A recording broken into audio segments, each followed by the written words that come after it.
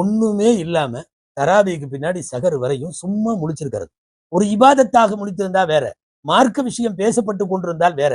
அதாவது இரவு விடிப்பதற்கு ஒன்னு தொழுபவன் குரான் ஓதுபவன் போன்றவர்களுக்கு அனுமதி உண்டு, முசாஃபிராக பிரயாணம் செய்பவனுக்கு அனுமதி உண்டு, கல்வி கற்கிற மாணவனுக்கு இரவு வெளிக்கு அனுமதி உண்டு, போர்க்களத்தில் இறைவனுடைய பாதையிலே போரிடுபவனுக்கு இரவு வெளிக்கு அனுமதி உண்டு.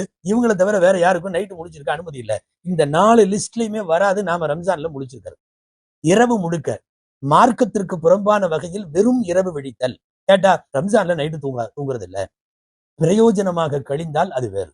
இதெல்லாம் நோன்பினுடைய பரவலான தவறு. இன்னொன்னு, எல்லா நாளுமே ஒருவன் இஷா தொழுகையை தொழுது முடித்தால் பாதி இரவு வணங்கியது போல, ஃபஜ்ரையும் ஜமாத்தோடு தொழுது முடித்தால் மீதி பாதி இரவையும் வணங்கியது போல. ஆனா இங்க என்னன்னா, புனித ரமதானிலே கூட இஷாவை ஜமாத்தோடு நிறைவேற்றுகிற நிறைய பேர் ஃபஜ்ரை ஜமாத்தோடு நிறைவேற்றுவதில்லை. ஆனால் ஒரு பாதி இரவினுடைய வணக்கத்தினுடைய நன்மை அந்த ஃபஜ்ரிலே தான் இருக்கிறது. அன்பானவர்களை, நிறைய திட்டமிட வேண்டும். இபாதத்திற்கு நேரம் ஒதுக்குங்கள், திலாவத்துக்கு நேரம் ஒதுக்குங்கள், எளியோர்களுக்கு உதவ உங்கள் காசு பணங்களிலே இருந்து ஒரு தொகையை ஒதுக்குங்கள். எல்லாவற்றிற்கும் மேலாக வயிற்றுக்கு மட்டுமல்ல, என் உறுப்புகளெல்லாம் நோன்பு வைக்கும் என்று உறுதி எடுங்கள். நினைவில் இருக்கட்டும், இது நமக்கு கடைசி ரமதான் என்கிற சிந்தனையோடு நாம் அணுகினால் நிச்சயமாக வணக்க வழிபாடுகளின் மூலம் இறைவன் பாவங்கள் மன்னிக்கப்பட்ட புனித ரமதானை நமக்கு அடையச் செய்வான்.